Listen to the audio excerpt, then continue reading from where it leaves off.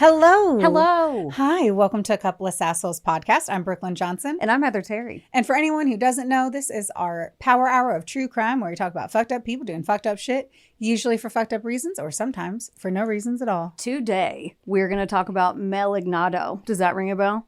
No. Oh, good, because he is from Louisville and he is a shitbag. And there's not reasons at all. It's just because he's a shitbag. So Born shitbag. Born and bred. Love those. Things I'm going to call out. Okay. If I yawn, do not call it out. I'm just sleepy. Okay. I can't do anything about it. That's right. Number 2, it is about to be the 4th of July weekend. And me and Heather and her husband and my husband are about to party at Kentucky Lake. And I feel like the second we leave here, I am sprinting towards the holiday festivities. Yeah. Don't sprint in this heat, but yes, I'm very excited. Oh my God. Oof. Pure hell. Talk about other pure hell. So this is a spoiler alert. Y'all. If you have not seen Maternal Instinct on Netflix, the documentary, if you have not seen it and you plan on seeing it, we need you to pause for at least 3 minutes or fast forward. Yes. Skip ahead, y'all. Because holy fuck. Me and Heather watched it. Heather had already seen it and she was like, let's watch it. And I was like, are you sure you want to see it again? And I was like, and she was like, absolutely. Yeah. Okay. The fuck. This has lived rent free in my brain. Yeah. I'll never forget it. Not me either. It's insane. It's insane and sad and tragic and nuts. Yes. And this bitch, whoever is the fucking stupid bitch, because I don't remember her name. Taylor. Oh my God. Oh my God. Yeah. I've never oh my God. Yeah, like the way they edited it, first of all, they did a great job in the editing process because it starts out with the body cam footage and this girl's in the car. She's like, oh my God, I just had the baby. And then you're like, oh. And then it goes down crazy trainville. I can't fathom, like Jess was saying that she was talking to Hadley about it and they were having a discussion. She's like, I just don't understand how you're missing the part in your brain that says I am creating a lie that it is impossible for me to continue with. Right. There's no outcome here. No. And for all the people who had worked so hard to figure out what the fuck was going on with this insane narcissistic woman, Heather, every time I was like, oh my gosh, this is crazy. Heather annoyingly would keep saying, oh, you haven't even seen it yet. I was like, oh, it gets worse. Right when you think you're at the worst, it gets worse. The end result of it is the saddest, most insane thing ever. And then you look at her boyfriend who you're like, you're just an idiot guy. Yeah. At first you're like, oh, I feel bad. Towards the end, I'm like, you're kind of dumb. If he would have just listened. And gave 2 shits. Mm-hmm. 2 fucking shits. Yep. Then he would have been able to end it. That's what sucks. Yeah. Is all this guy had to do was say. Something ain't right. Take off, let me see your belly. Yeah. Let me see your belly. That video of it moving, it's just, the level of insanity. It's I felt like I was having a stroke half the time. I'm like, how is this possible? I also do not understand that there's a website that you can buy prank, what is it called?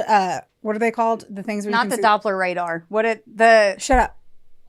Ultrasound. I needed Jess. I was like, shut up, Heather. I can't read Jess's lips through the police glass that's right here. No, the ultrasounds. I was like, why would anyone want that? The only way you would be buying that is to tell people that you're pregnant when you're not pregnant. Yeah. And that's, I never even thought about it when I watched it the first time. Cause my head, I'm like, well, you can buy anything on the internet, but I never think of why. And you're like, but what the fuck? I'm like, oh yeah. That is so terrible. It's awful.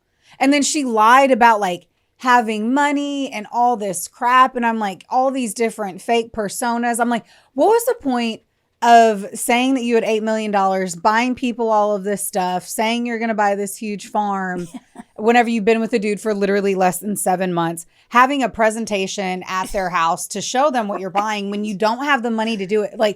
I have never understood that level of lying and conniving and manipulation when there was always going to be a moment where she didn't have the $4, $6, $20 million to pay for it. I'll never understand. No, I don't understand either because it's all going to come out. Yes. I think she just kept getting deeper and deeper, but obviously it was a pattern.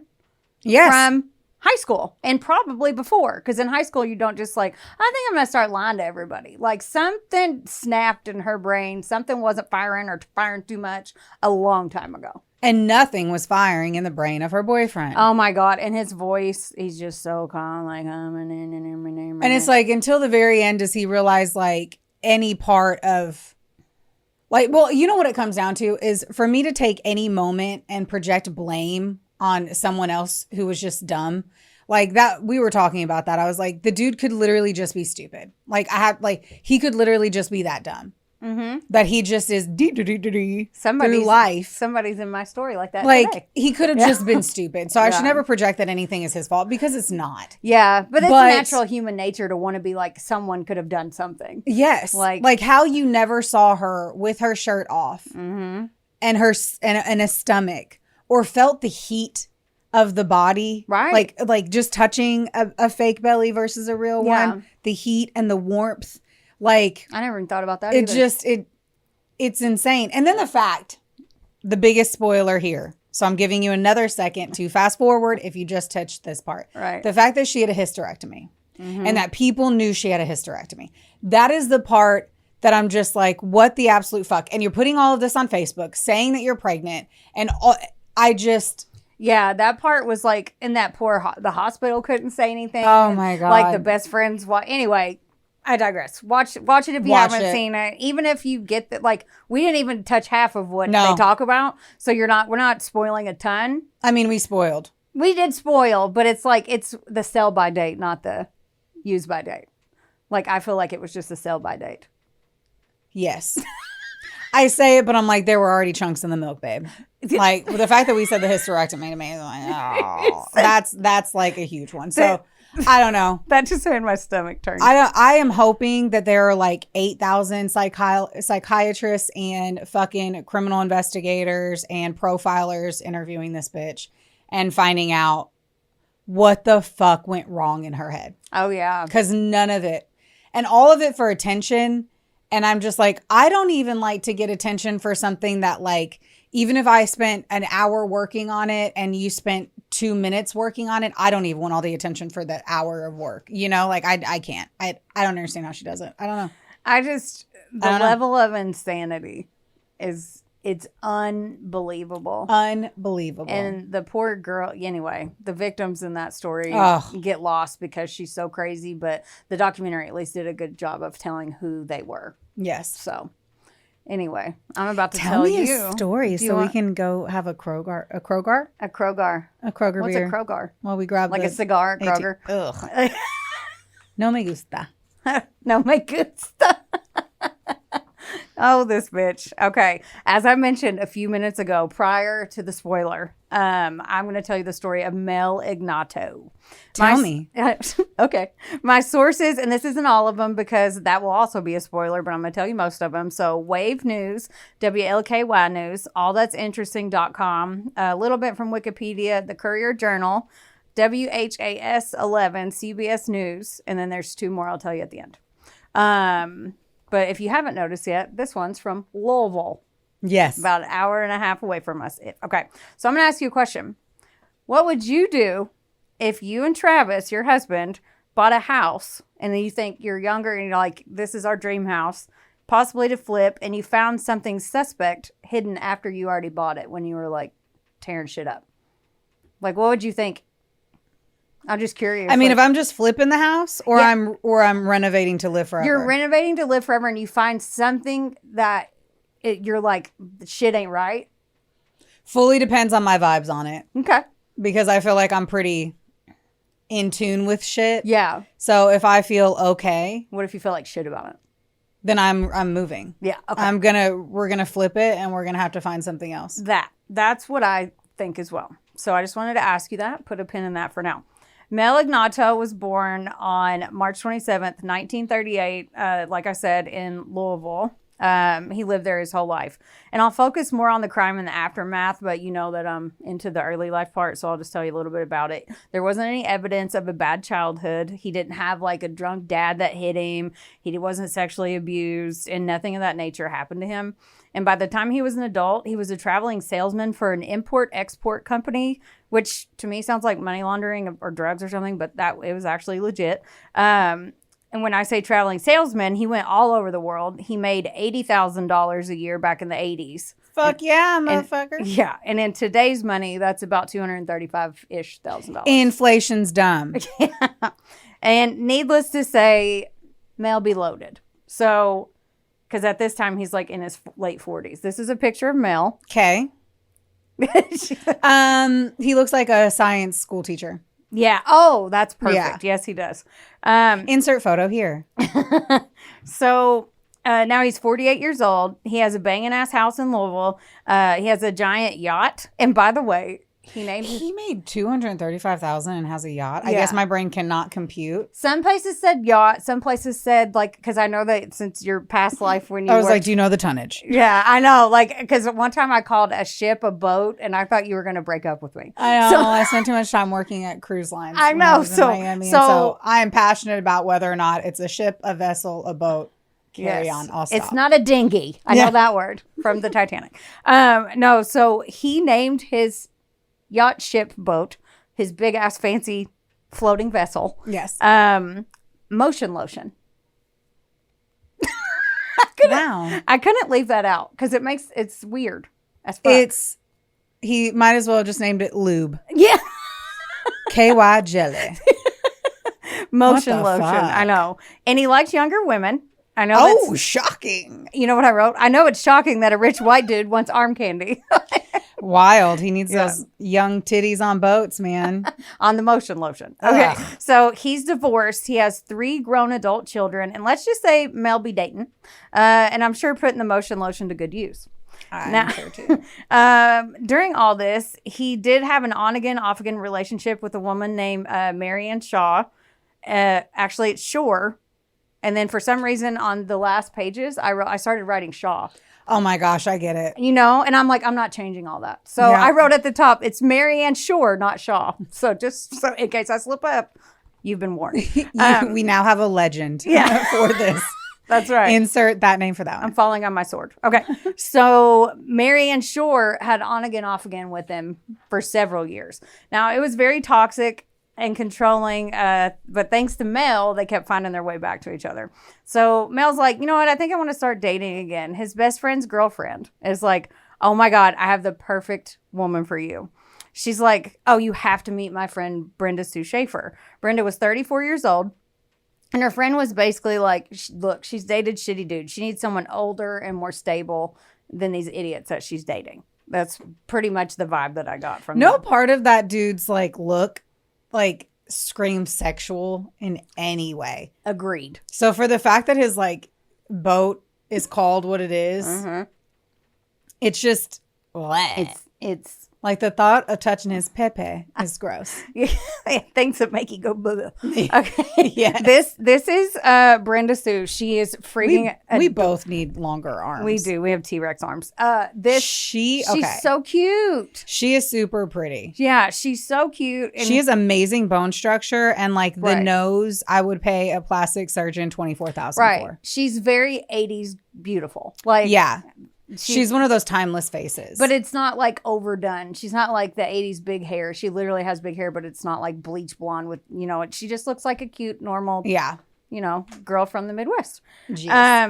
Now, Brenda had been married before in 1971 to her high school sweetheart named Pete Van Pelt, which sounds very fun to say. And from what I read, he was very irresponsible with money. So basically she's like, we got to go because we're young and you suck at money. She wanted to get divorced then. Her parents were devout German Catholics and were like, no, that's against our beliefs. Especially over money. Right. And, but she did it anyway in 1976. Now, she was the youngest of 6 children. And so her and her mom were very close. She was the baby of the family. Her mom's name was Essie, which is so cute. Oh my God, I love that. Yeah. So Essie convinced her dad to move home. So they were like, okay, come home. Or to let her come home. Essie and Brenda were close. And then she ends up meeting a dentist named Jim Rush. And they were together for 8 years. And they had a daughter, or he had a daughter of a previous marriage. She hated Brenda. She didn't even care. She'd just look at her and be like, I hate you. Yeah. Heard that. Yeah. Jim drank too much in Brenda's opinion, and then the kid hated her. And apparently, also a trouble in their marriage was that Brenda had something internally that was wrong with her reproductive organs, and sex was very painful for her. Oh, that sucks. Yeah. So all of that mixed together, they broke up. Yeah. Yeah. Then walks in matchmaker best friend Joyce. And Joyce was like, okay, just go on a double date. It's harmless. We'll all go out. And what's the harm? And she's like, okay, I'll go out with your man friend that's 14 years older than me. Who has money? Yeah. In September 1986, they go on a double date on the Motion Lotion, by the way. If I walked up to that boat, I'd be like, I don't care if he has money. Like, but that, I'm not victim blaming. I'm just saying I'm a judge. I'm quick to judge whenever I see shit. And I'm like, why is your boat named that? Unless you're pervy. Yeah. Unless you're like. That screams pervy. Right. But they were engaged 5 months later. Yeah. Sounds like a strong one. He basically love bombed the shit out of her. He would send her flowers all the time. He would like get her fur coats, buy her things all the time. Even her engagement ring that he gave her was $20,000. So like now it would be worth about $60,000 ring. Fucking hell. Yeah. So Brenda was swooning over him, but spoiler alert, nobody really liked Mel. So her family was like, she's like, this is my boyfriend. And they're like, he's fucking creepy. Like her friends didn't like him. Like Joyce, I don't know what Joyce was thinking in this, so I'm not blaming her. But like, if you did that, I'd be like, dude, something's wrong with him. Dude, your opinionated ass would have a lot of feedback. Yeah. I'd be like, oh my God. Let me marry him so I can get money. Like, this is a job. This is a job. It's temporary. Just pretend that it's a temp service. Yeah, just chill out. I gotta make sure I make it through without a prenup. Her family was telling her, like, we don't like him at all. He was very domineering. But Brenda was like, well, I love him. And da-da-da. Like, she was already in it. And every time they went on a date or to a party, like, it was always on the yacht. Like he didn't like going out. He tried to isolate her. He was like, no, you guys come here, so he could control the environment. He didn't even let people eat on it, by the way. What's the point of having a yacht? No. What's the point? If the fuck? He was like, no. Wait, like, what are you going to eat over the sink? Like, shut up. I totally get you saying no to eating in like a fucking Lamborghini. Heard. That's fine. But why you want me to be on here for like 8 hours and I'm not supposed to eat? What the fuck? He also was known to carry around photos of Brenda in her bikini and show coworkers like all the time. Like weird at the water cooler, like, check out my fiance. And they're like, cool, dude. Like, yeah. Brenda she was a full-time nursing assistant, so she was already working long hours.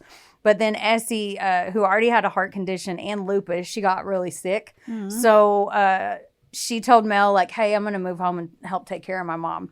He was cool at first, but then in December of 1987, he lost his job.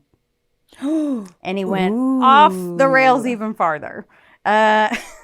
He eventually found work, but like he hung his hat on what he did before that. Totally felt and understood. Yeah. So he was like, okay. His money was the only thing that kept people around him. And so he knew that. Mic drop. We're done. That's all we did. No. All right. Gotta go. And yeah, he'd been there so long and he made great money. And from what I read, they kind of pushed him out. Probably because he was fucking weird. He made people uncomfortable. Yeah. That's like the worst thing you can do in sales. Like for you to actually be good at it. Yeah. Like the thing you cannot do is make people feel uncomfortable or for you to be really weird. Yeah. So Mel became even more controlling of Brenda, and even though they didn't live together, he created a spreadsheet because, you know, the 80s. He created a spreadsheet of when he was going to call her when he was out of town for his new job, like all the times and stuff. And he would repeatedly call her job over and over and over. If she didn't answer, he would go off on her coworkers and even her boss. Like, he didn't give a fuck. He would literally just call her job and be like, well, where the fuck is she? And she's a nurse. She's a nursing assistant, yeah. And saving lives. Yeah. They're like, dude, she's with a patient. Like her best friend even said, because I listened to a 48 hours on it this morning in the shower, and her best friend even said that she would go out of her way, like she would get close to the patients, and she would even stop by their house to check on them and like bring them food after they went home and stuff. Like, that is so unbelievably inappropriate. Oh, I know. I can't even. The 80s. I'm like, fucking hell. Now you'd get sued, but back then, and they were like, I'd be like, you looked in my file and found out where I lived. I'm sure. Oh my God. I'm sure it was on better terms, but outside looking in, it does sound like an That overstep. sounds creepy as fuck. Yeah. Yeah, it definitely sounds like an overstep. Yeah. Okay. So he did that. Okay. And then what little free time she had, Brenda had to spend it with Mel, or he would flip his shit. He started getting more and more sexually aggressive with her too. Like they're married at this point. Sorry. They're engaged. Okay. Yeah. Okay. So he starts like pushing the envelope with sex to see how far he can go with her. Obviously, you called it early. Motion lotion is a perv. So yeah, but he doesn't look like it. But so he started getting more aggressive. Like, not just, hey, babe, I really want to try, dress up like a fucking French maid or something. Like, he would tie her up and she would cry actual tears because it hurt her so bad, because sex is painful for her. Just regular sex, not even forcibly sex. So basically, he was raping her. Jeez. Yeah. And like he wouldn't care. She would literally be crying and like begging him, and he's like, I don't know how you'd stay with anyone like that at all. Right.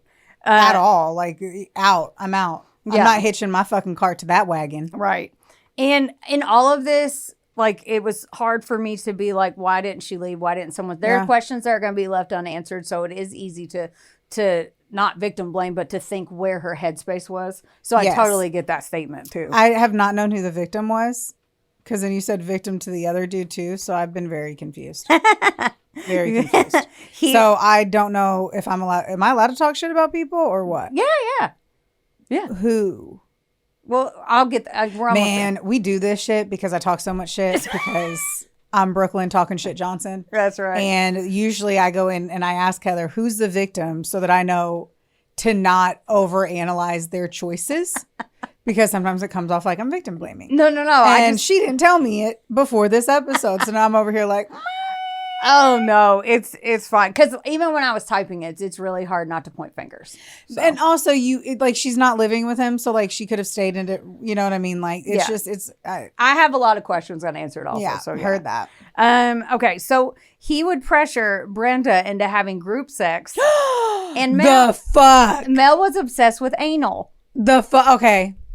Okay. I see. That's why I was like, she's going to shit in like one sentence. You could not pressure me into group sex. No. You know what you can pressure me into? Going to a concert with more than 50 people. Oh, I've done that. I pressured you into that. And it sucked. But I can be pressured in that. I might be able to be pressured into buying something purple. How did we go from group sex to buying a Barney doll? That's what I'm saying. What do you mean? I'm like, those are the things I could be pressured into. But you cannot pressure me into group sex.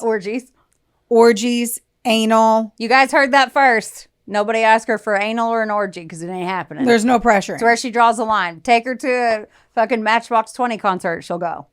No. If you bug her enough. Yeah. Okay. Oh my gosh. So he's escalating, and more every time he comes back to her, like more, it's more. Dude, you already crossed all the lines. Yeah. The second you raped me. Yeah. He's so manipulative, and he Golly. got her under his spell quick. Like, and you'll see it. So he was saying she was a prude because she didn't want to smoke weed with him. He watched porn all the time. She was like, "You're so prude. You're a prude. You're cold to me." Da da da. Like, and he's already making her have orgies.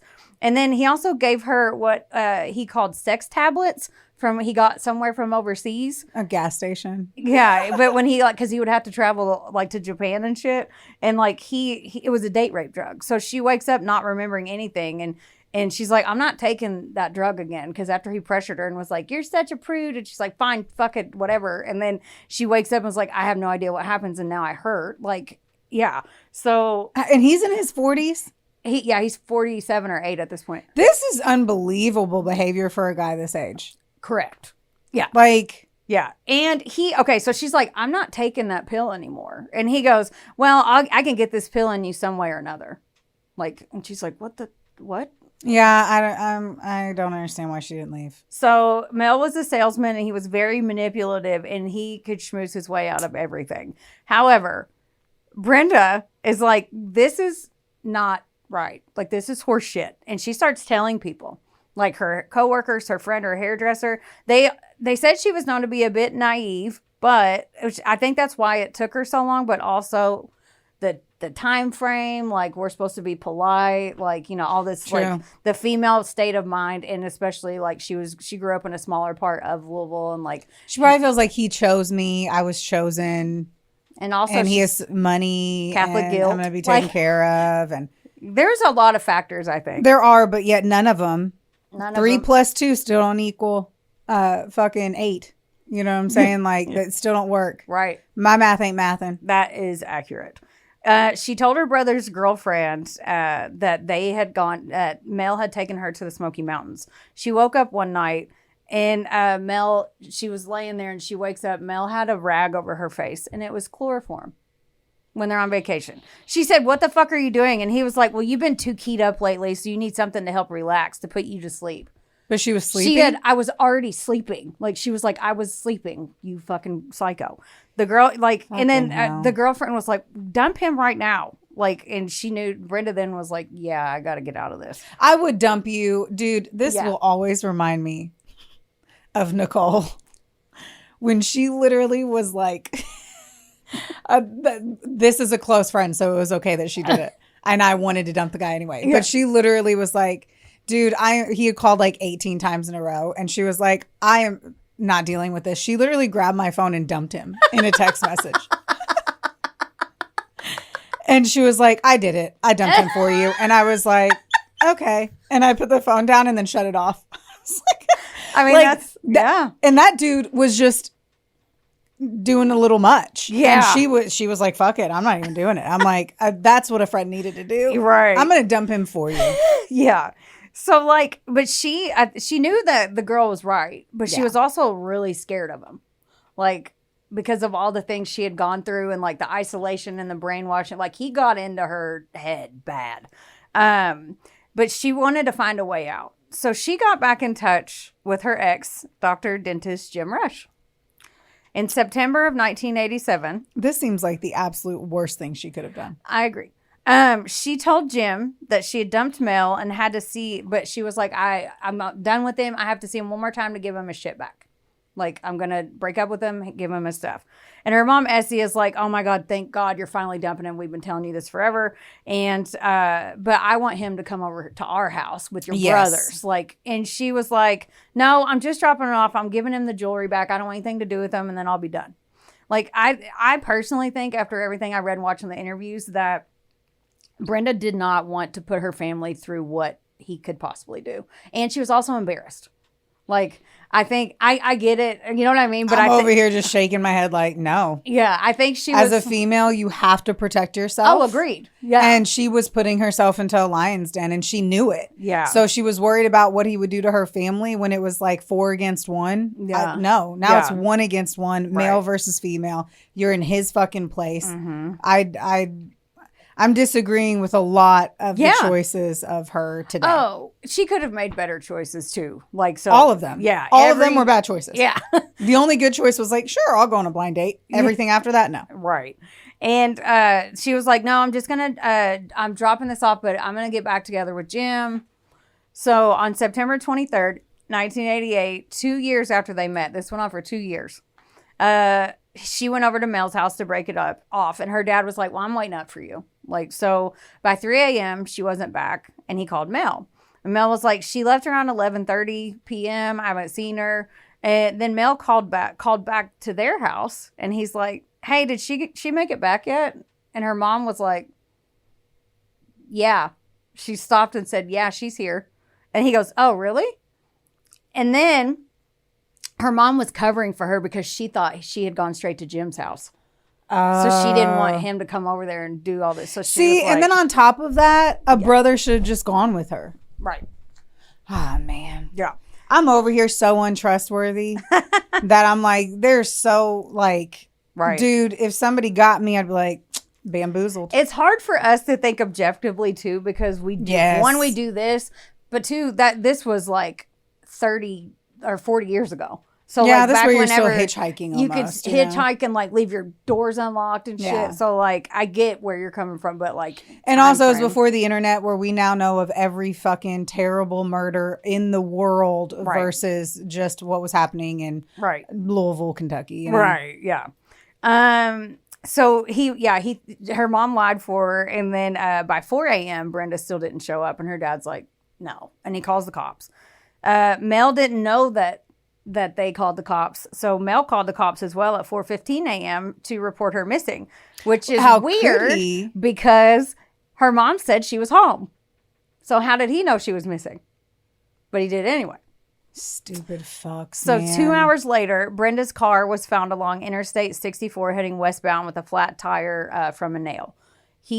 Someone had stolen the car's radio, a window was broken, and there was blood outside of the car and in the back seat.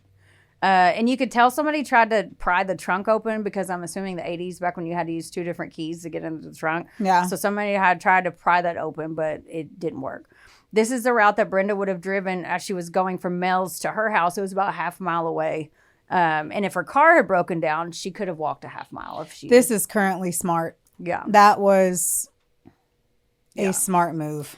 When police inspected the nail in the tire, they could tell it was placed there, and she didn't run over it because it didn't have any scratches. It was a brand new nail that looked like somebody just put in the tire. Okay, not as smart. Yeah. So it was a staged scene, but they still didn't know where Brenda was, so everybody was panicking. Her parents are like, what did Mel do? And they're freaking out. They're very religious, so they're praying, they're crying. Mel shows up at their house. They don't even like him to begin with. And now they're like, they think he did something, and now he shows up at their house. He's like bawling his eyes out and screaming. At this point, she's just missing, right? And he's bawling his eyes out, but no tears are coming out. And he's screaming, and he's like, I just know Brenda was dead. And her brothers are like, will you stop? Yeah, like, because you did it. Yeah, he's like, I just know. And they're like, we hate you, please leave. Her brother's girlfriend was like, no, fuck this guy. I'm calling the cops to tell him about that chloroform rag story that she told me. Like, hell yeah. The girlfriend was like, no. And the police obviously bring fuckface Mel in. So he's like, oh yeah, she came over, and since I'd been having car trouble yesterday, we went for a drive in her car. Because, as everyone does, a breakup drive. Like, what are you doing? We just wanted to talk, so we thought doing it on the road would be That's soothing. better than, so dumb. I was dropping off my shit. We weren't even having a combo. Yeah. Like, here, take your shit. Be gone. Go to hell. You're the worst. But I think that he forgot that he fucking drove to her parents' house. So he says, oh my God. We took her car, but he drove to her parents' house like 12 hours, 18 hours later in the car that he said was messed up. So like, Mel's like, why does everyone keep saying, because they're like, so you went on a drive after your girlfriend dumped you, or your fiance dumped you. And he's like, no, we didn't break up. Why does everyone keep saying we broke up? He's like, she didn't break up on me. We had a date. We had lunch. We had some drinks. We went for a drive. She dropped me off at my mom's house around 11:30 p.m. and went home, and we were fine. They weren't broken up. He said they were still together.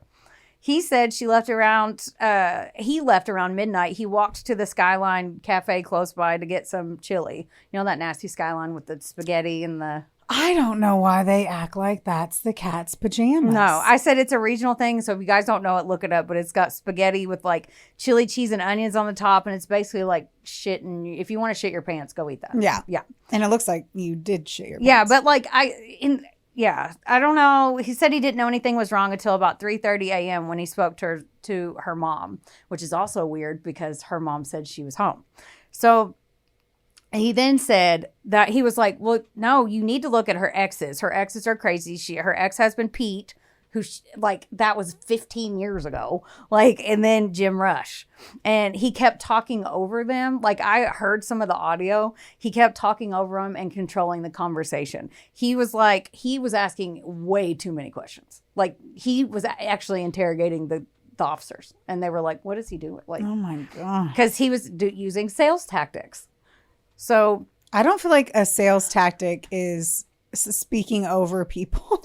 Yeah, but like controlling the conversation. And yeah. God. So he starts calling and I watched an interview with one of the investigators. He was like, Jim. He was talking to the investigator, and he's like, you're my buddy, Jim. He's like, this guy ain't my fucking buddy. Why is he calling me that? But they were trying to go with it to get him to open up.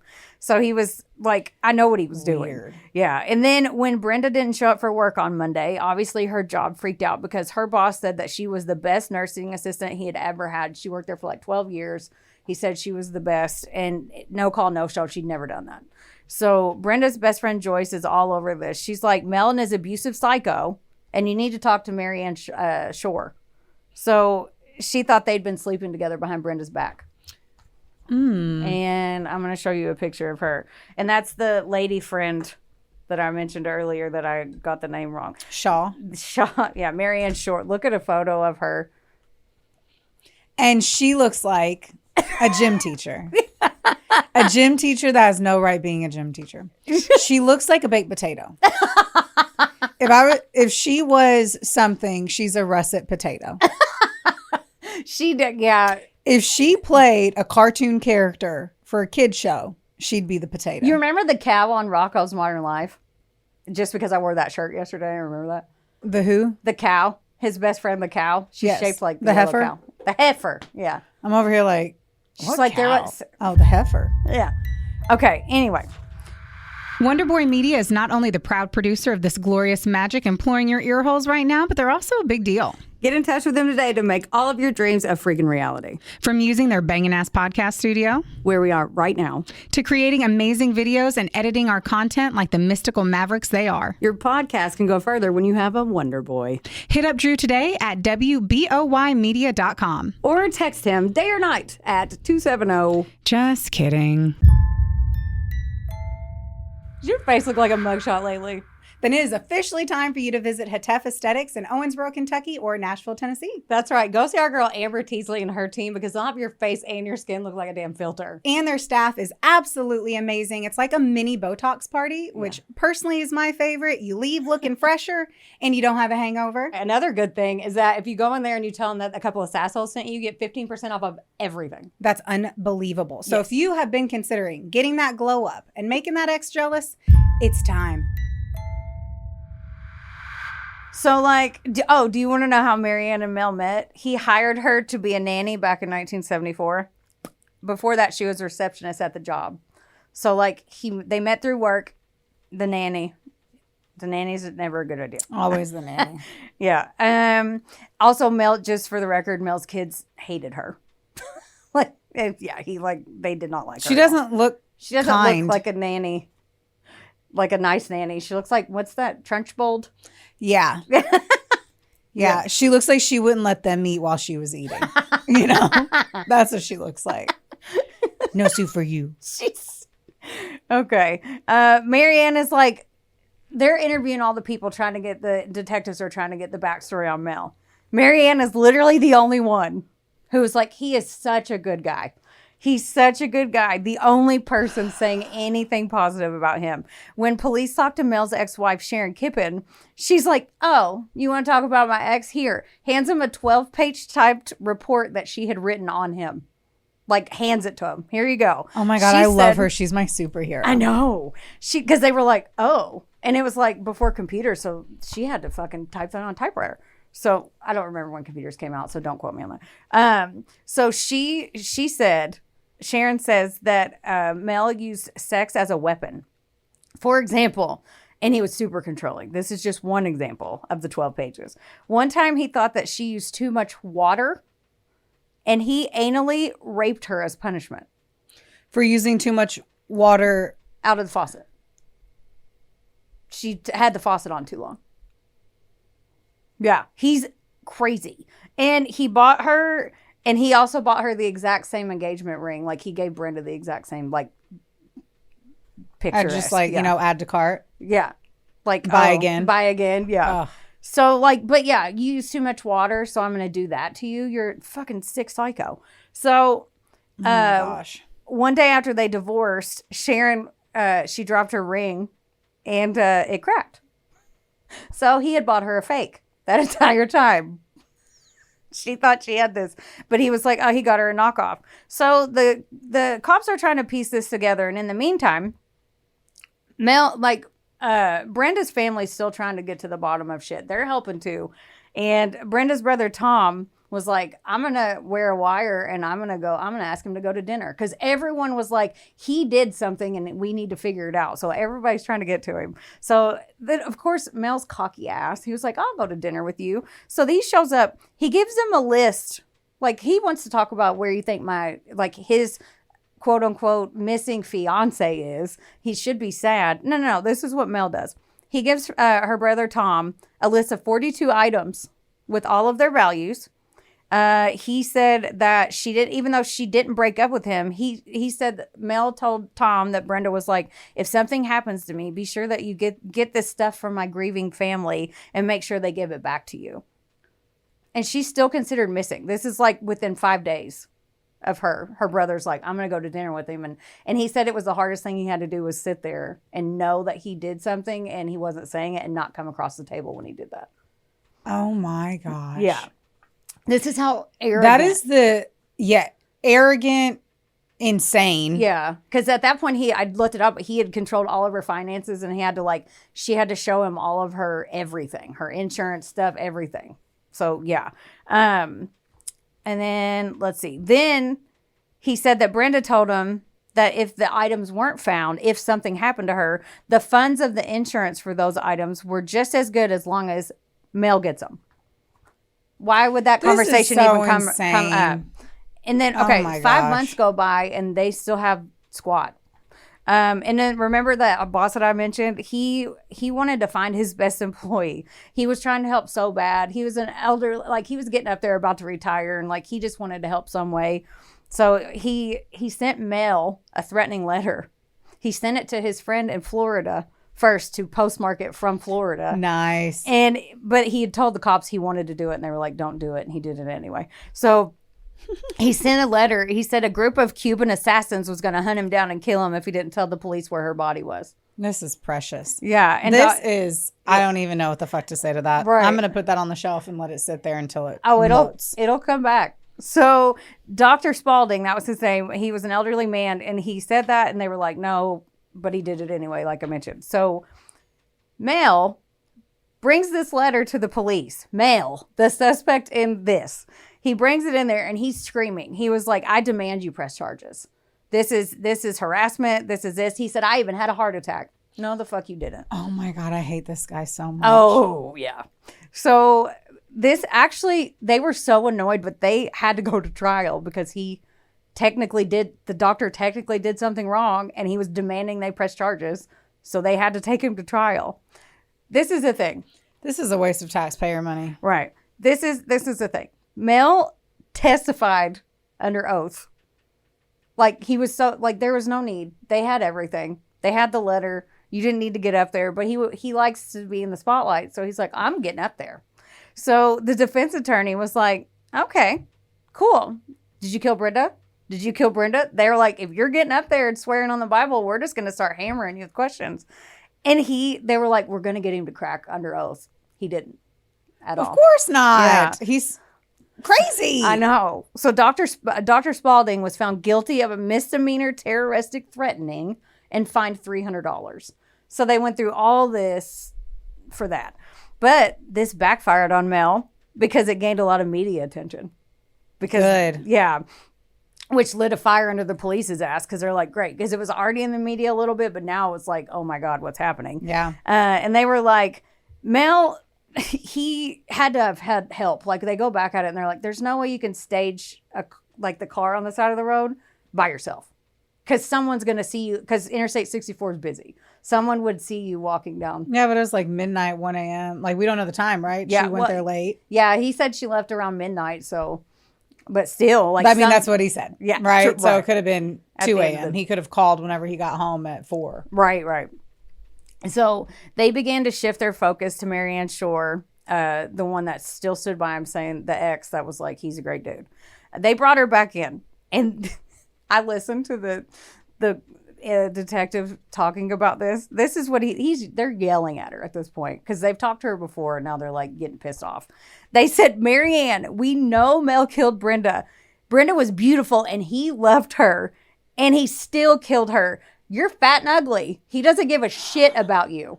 Like, do you want to die too? You're dead. They literally said he was quoted in an interview saying, "Yeah, I was kind of mean. I said she was fat and ugly."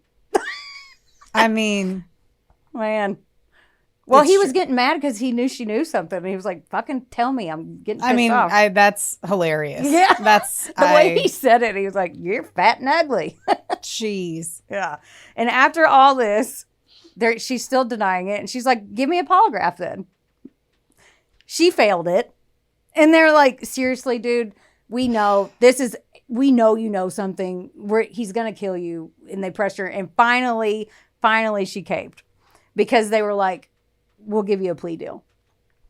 It was her only way in. So after they called her an ugly fuckface in January of 1990, she caved and she was like, all right, let me tell you. So Marianne said that a few weeks before Brenda went missing, Mel gave her a list of shit to buy. Rope, heavy-duty trash bags, and duct tape.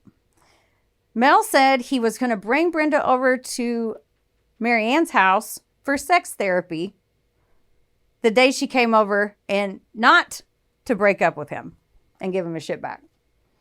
Let's just say that Marianne is not the brightest, and we're allowed to say that because I'm telling you, you have free reign to make fun of Marianne. Oh, you couldn't have stopped me.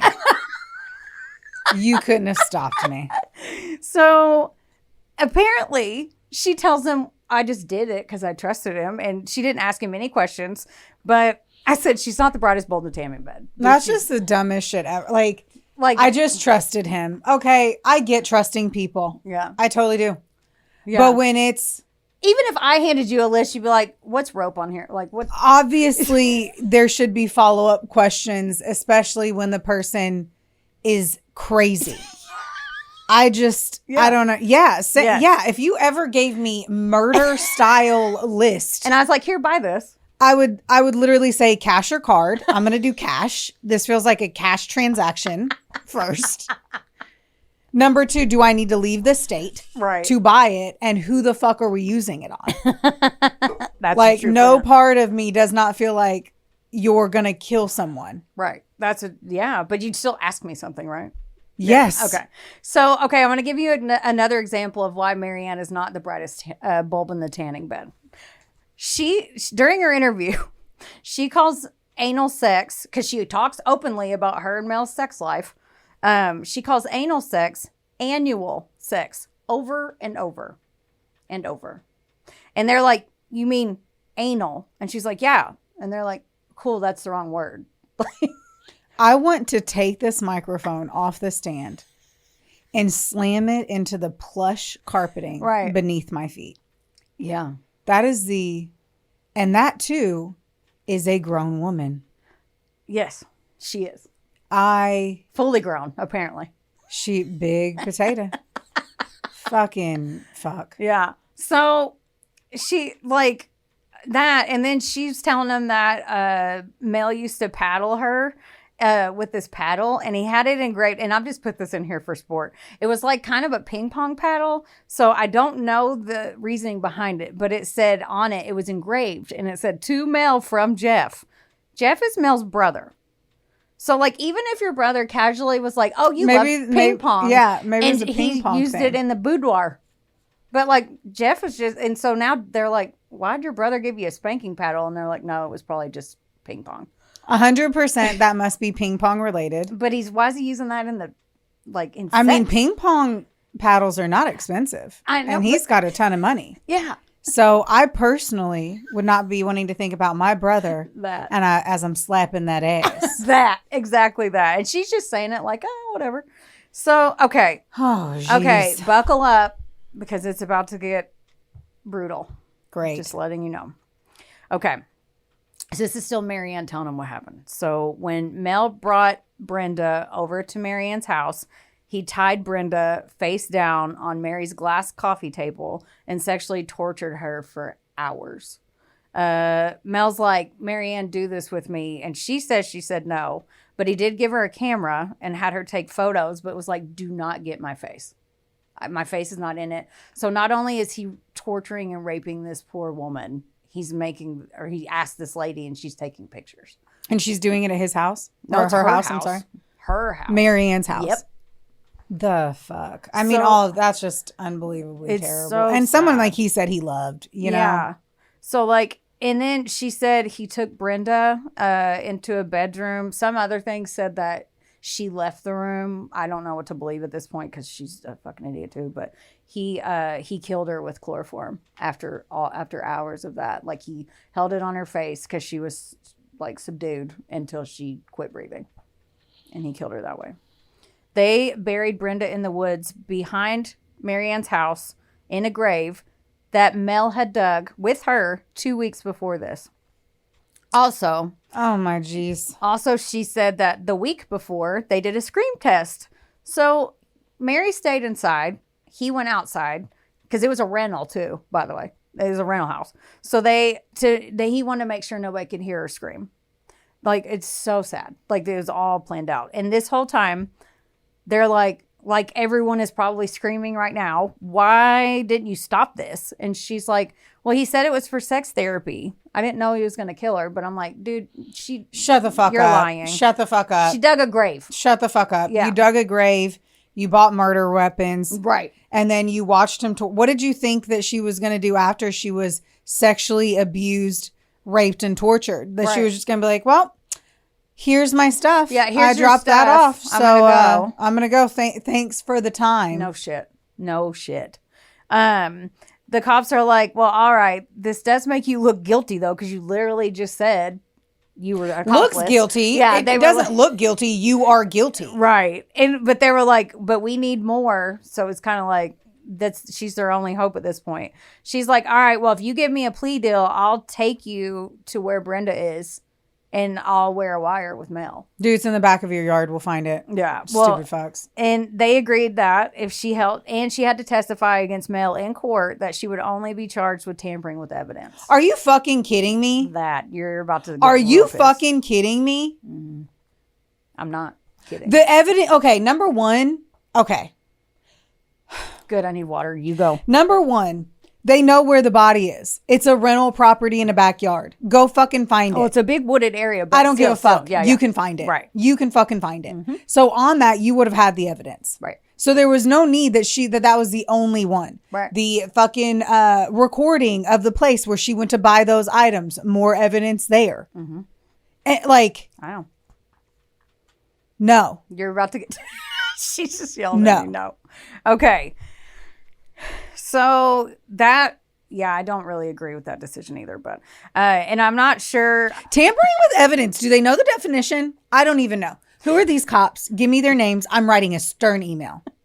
That is the dumbest. It's not even the cop. It's the fucking attorney. I want Dr. Spalding to write them a letter about the Cubans. Oh okay. God. So this was a controversial decision, needless to say, Exhibit Brooklyn. It was controversial because it had been in the media for months. Like, this was ongoing. They were still talking about it. So the cops felt like they were under the gun and they're like, this might be our only hope. So. Yeah, if they can't do their job. Okay, I'm done. I'm going to stop talking. No. I just need everyone to know I'm angry. Yes, you are angry. And you have a reason to be. So they set up a sting operation because, like, Mel kept Marianne under his thumb and they talked every day. Like, because he's still not charged with anything. So everyone in the city thinks he's guilty at this point, but they need to prove it. So he talks to her. So Mel's like, Marianne's like, meet me in the park. And then she wears a wire, but it's also like 1989 or 90 or something. So she tells Mel, she was like, hey, the land behind my house just got sold and now they're digging it up. Like, developers bought it. And the police were trying to get Mel to say Brenda's name and that where she was buried. But Marianne's kind of an idiot. And at this point, I can say she's a fucking idiot. I don't know why you would. Okay. Yeah. I'm just going to stop. Mel starts yelling at her, going off, and he was like, for letting the FBI, quote, rattle her. And he was like, I don't care if they dig up the whole property because the place we dug isn't shallow. And that's all he would say. So it was enough, but not enough. Like, that's all he would say. And this paired with the shitty, I've heard the audio, it's shitty. It was late 80s, 90s microphones. It's just pretty much It is 100%. If you know what they're saying, then you can pick it out. It's like the ghost shows is basically what it sounds like. Yeah. So, but they couldn't find Brenda's body when they dug. They couldn't find it. And the police were scared that Mel would figure it out because she told him that they was developers. But if you drive by, you're going to see all the police out there. Like, so if he drove by, they're like, fuck. And he's loaded and he has global contacts. So they were like, if we don't get him, he's going to run. Like, they thought he would just leave. So they decided to move forward in arresting him. After searching Mel Ignatow's house, they found sex toys, shocker, drugs, cameras, a ton of undeveloped film, and a diary. Yeah, where's the camera? That's all they needed. Mm-hmm. So the diary had September, like he wrote every day. September 23rd and 24th, which were, they were like scratched out, ripped out, marked all over. Like you couldn't read what it said. Every other one you could read what he was talking about. Those were the days that Brenda went missing. It would have just been smart if he just acted like it was a normal day. Right. The film that they found didn't give them enough evidence, but they knew it was somewhere. Like he was obviously a sexual sadist. How would he have even gotten it developed? They went and got it developed. No, how would he have been able to take it to a store and get sexual sadism developed? Right. They're required to call the cops. I never thought about that the whole time. So all those photos back then, somebody had to have developed them and seen them. Jeez. So they found all that film. Okay. They rolled the dice anyway because they're like, he's obviously this, but at this point it's all circumstantial. They don't have her body. They don't know anything for sure, but they know in their gut, right? And so they move forward with a federal grand jury trial to see if there's enough evidence to move forward to take Mel to like an official criminal trial. In these instances, it's rare, almost unheard of, for the suspect to testify. Like normally your lawyer does it. Yes. So not Mel. That's not Mel's style. Mel wanted to clear the air because he said his name was dragged through the mud. So he wants to get up there. He testified for 4 fucking hours. 4 hours. 4 hours. They brought up literally everything I've mentioned, including the chloroform sleep trick and the smokies. He said he used it for allergies, by the way. He said, quote, I put it on my own. The fuck? Yeah. Oh my God. That's like somebody being like, oh, I just use roofies as an upper. Right. I only take cocaine when I'm tired. I only take cocaine when I want to sleep. Yeah. Like that is how off it is. Yeah, it makes no fucking sense. So I hate people. He says this, quote, I just put it on my own face. But sometimes, you know, how you'll be playful. The fuck? Like he's flirting. Like, I'm going to put chloroform on your face. What is happening? Oh so he said, I didn't kill her. I never even laid a finger on her. And she and Marianne had never met. He left after his long-ass testimony, goes to the courthouse steps, and has a press conference of his own. His poor lawyer is like, I hate you. Like, why, you know? So he said that he hoped his testimony helped police find the real killer. Fucking asshole. He said, and the grand jury agreed he should go to trial, so they move forward. Then he goes on a media tour. So like they're waiting on he can't turn down an interview because he won't, because he's full of himself. He's like, poor me, like these allegations ruined my life. Everyone oh, I'm so sad. Yeah, fuck off. He became active in his church's single group, by the way, his church's singles group.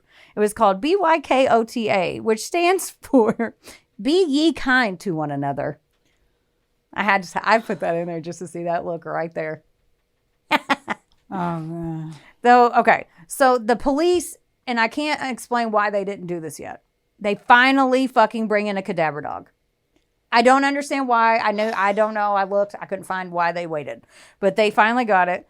They knew she was out there in Marianne's woods, and they finally found Brenda's body. Now, oh, God. Okay. It was wrapped in 4 black trash bags, and it had been taped up. She had basically been hog-tied naked, and one of the detectives said that when they pulled her out, they said there's no way there's a human in there because he had done it. Well, it's also like It was 16 months after. Yeah, I'm like, but- it's pretty much skeleton and mush now. Right. Yeah. She had been missing and passed away for 16 months. The ground had been soggy, so the decomposition was awful, like way worse than normal. Like this tissue was so distorted that an autopsy was basically impossible. Yeah. Her family did get to lay her to rest on January 13th, 1990. They decided to prosecute Mel despite the forensics and just Mary Ann Shaw. Like that was their only smoking gun. Nothing heavily tying him to it besides all circumstantial evidence. And they knew it was risky, but they're like, we have to. So while awaiting trial. Not really. Right. Like, why would you do that? Like now, like you're certain of who it is. Tighten it up. Figure it out. Dude, no law. No, like understand that double jeopardy. Like unless you're ready to go to court, don't do it. Don't All get in the game circumstantial. unless you're you done know? with training. You know? Yeah. Yeah. So while awaiting trial, Mary Ann Shore developed Bell's palsy, which made it hard for her to understand when she spoke, which caused huge delays in the trial. And this is also sad because while they were being delayed, Brenda's parents both passed away. Oh. So Brenda's mom passed away like 6 months after, and then 1 month later, her dad passed away. Oh. So sad.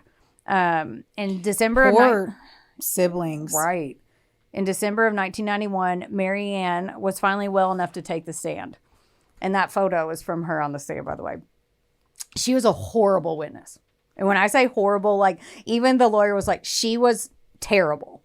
Like and they didn't even have the confidence in the witness. Yeah. They didn't want to coach her too hard because they thought she would be robotic like a parrot and just repeat what they said. Because she's so dumb. Kind of, yeah.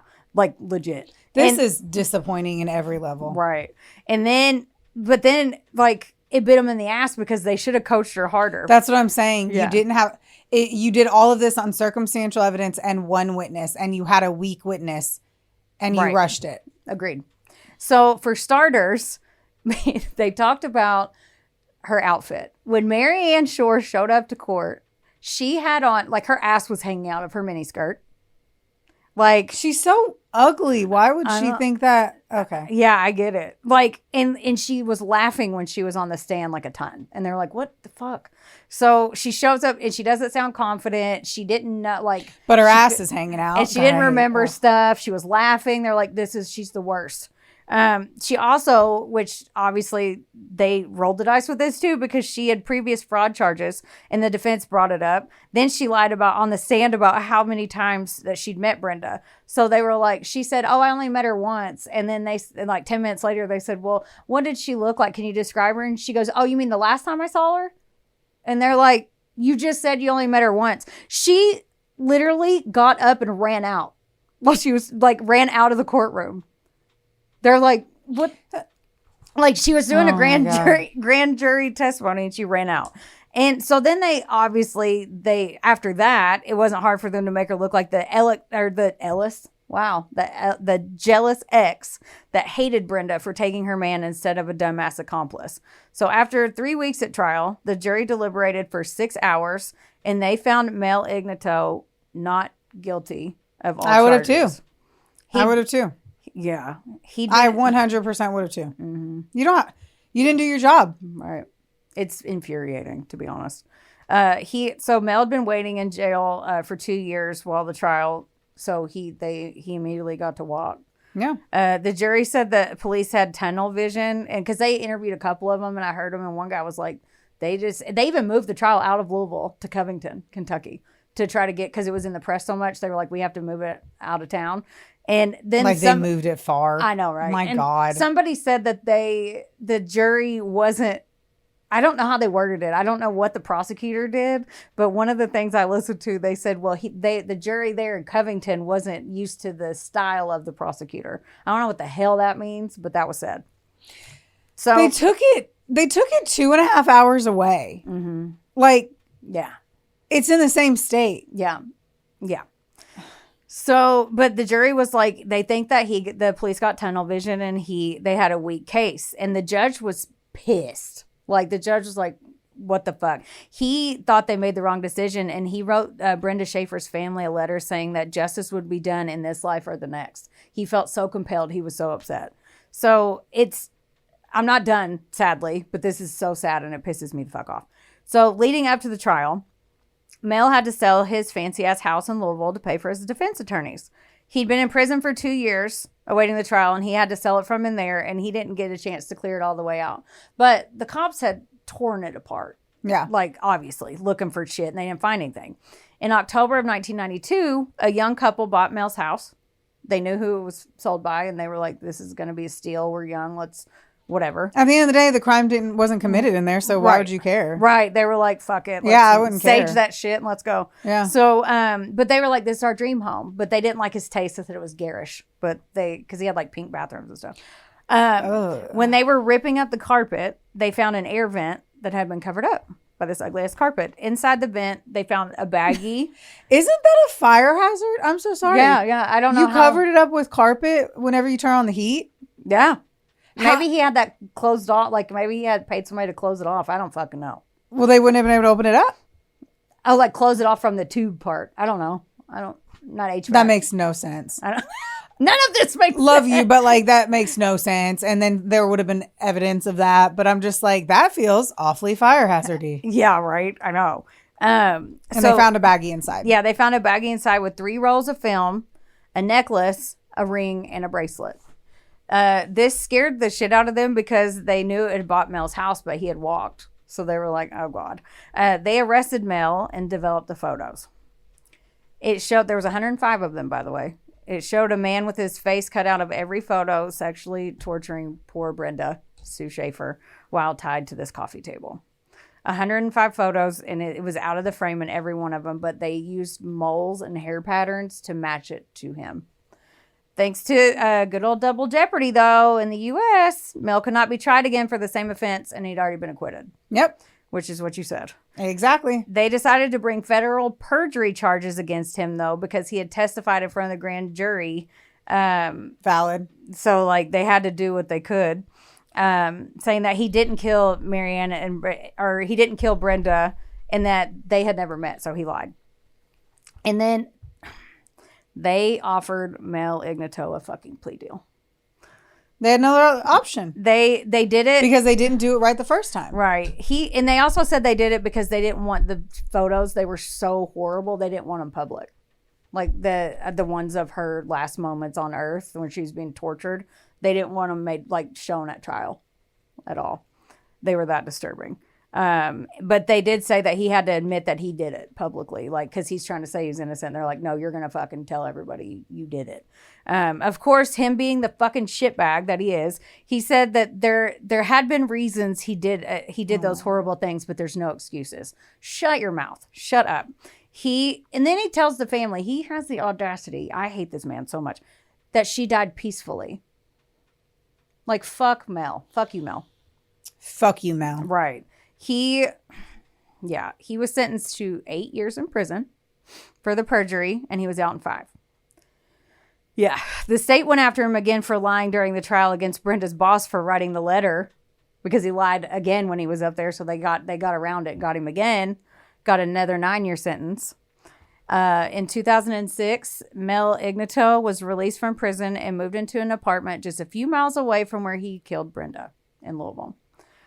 Just walking the streets, everybody there, he was basically a pariah, but still he was free, and that makes me mad. I don't know why the fuck he would stay. Exactly. Probably because he's stupid. Yeah. And on September 1st, 2008, Mel was found dead in his apartment from an accidental death. He had apparently... Hold on. Yeah. I don't even care how. Oh, you will. Are you guys ready? This is called karma. Mm-hmm. Right. Karma. Oh, this is... Can't wait to hear the sexual sadist way he died.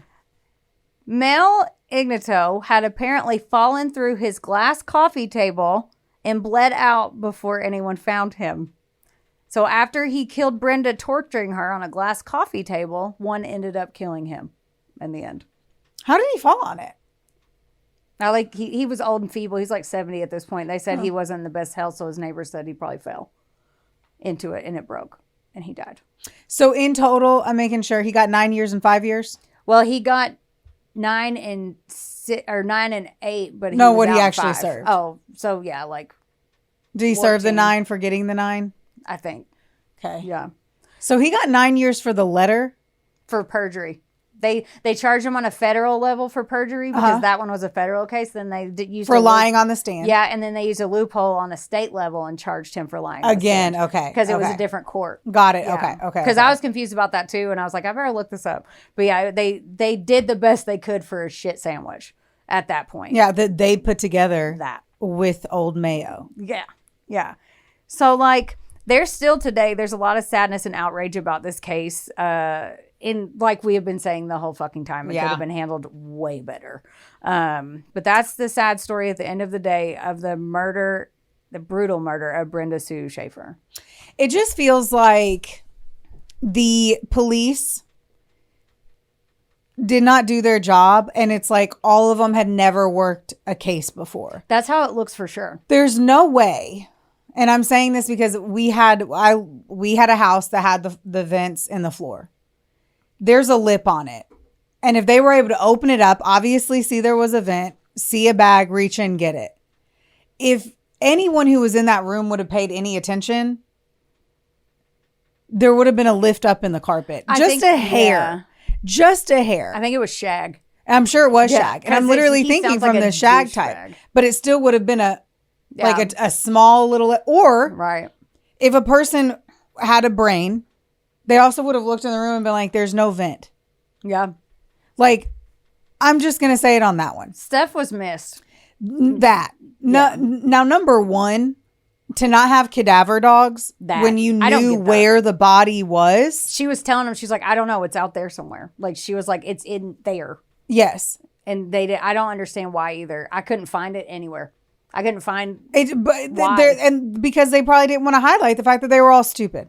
I mean, fall on your sword and fucking. Then to take someone to trial when the biggest fear when you know somebody committed a crime is double jeopardy, and then to do it with such an unreliable baked potato, I don't understand. An unreliable baked potato. Sorry, I know none of it makes sense. Yeah, none of it does. Brenda, and he should have gotten off. Yeah, like he should have gotten off. They did not do their job when they went to trial. That's what the jury was saying in an interview. One of the jurors from that trial, they asked him, "Do you feel bad?" And he said, "No, I can't feel bad because it wasn't. I couldn't go to bed at night knowing because they didn't prove it." At the end of the day, it doesn't matter if you know or feel like they did it. Right. It's whether or not they proved the case accordingly. The evidence, and that there was not a shadow of a doubt that this person committed it. Right.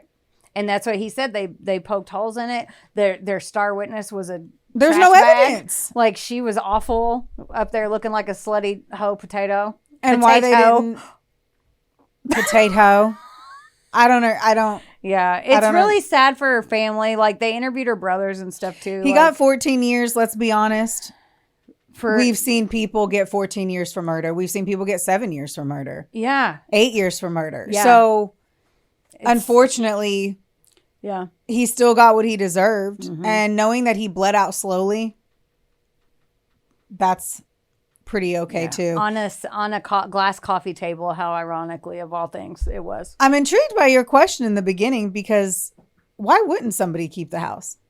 No, I just was curious. Like, I just wanted to ask you, like, to get you thinking about it. Because I'm like, that wasn't a dead body. Yeah, but that wasn't fingers. Yeah. And it was a crime committed not in the house. Yeah, but if you, like, that was so wildly publicized. It'd be like if you lived in Oklahoma when the Oklahoma City bomber was there. Like, I'd be like, I'm so happy that I'm the one that figured it out. Yeah. I'm like, I am the reason to solve the case. Yeah, like us, I would be like, here, but it's just so heartbreaking that, like, I don't know. Too little, too late. They knew who they bought the house from. Right. Yeah. They were excited about the deal and the steal. So yeah, I'd stay in the house. Yeah. I would be like, oh my God, I'm not going to fucking keep his bed there. Yeah. Ugh. I don't know. Anyway, that sucks. It's a sad story, but there you have it. And what did Homegirl get? She got a plea deal, but what was the plea deal? She I think it was, I remember it was like 2 years. Don't quote me on that, but I'm pretty sure it was 2 years. She deserves a hell of a lot more than that. That's what I'm thinking. But then again, if I woke up every day being her, right, That's hell enough for me. I don't understand how she was able to point and shoot on the camera if she was so, like, she acted like she was nervous. Bitch, you weren't nervous. You were able to cut his head out and strategically take photos while he's doing terrible things. Yeah, she's a And she said she didn't participate, but I think she did. I mean, there wouldn't have been evidence she was the one taking the photo. Right. Apparently, they didn't think to get a tripod. Right. Oh, God. What a fucking piece of shit. He is a piece of shit. Fuck Mel. Fuck Mel and fuck, who's the potato again? Marianne the potato. Yeah. Well, anyway. Thanks for You bumming know who's me not out. a piece of shit? Who? Our listeners. You guys should. Was that good? Yay. I try to segue it every time. I don't know how well I do it. Rate, review, subscribe, please. It helps more people find us, and it's free. Then you won't miss a new episode. Don't forget to follow us on Instagram. Oh, Couple do all the Sassholes. things. Yeah. And then you can actually follow our own personal pages. How wild is that? In which I barely post, but I'm working on it. I'm working on it. I'm doing the best I can when I just think the internet sucks. That's right. Yeah, we love you. Don't forget, don't get mad. Get sassy. We love you. Bye. We love you. Bye. Happy 4th. This episode was sponsored, edited, and produced by Wonderboy Media. Get the deets at WBOYmedia.com to see how you can make your podcast dreams a reality. Help us out and be sure to rate, review, and subscribe wherever you listen to our audio project. Don't forget, follow us on Facebook, Instagram, and TikTok at, of course, A Couple of Sassholes. Want more sass? Become a member of our Patreon for bonus content, merch, and more. Plus, we're on Cameo now, so there's even more ways to get the sass you need just how you like it. As always, don't get mad. Get sassy. Theodore, can I bet that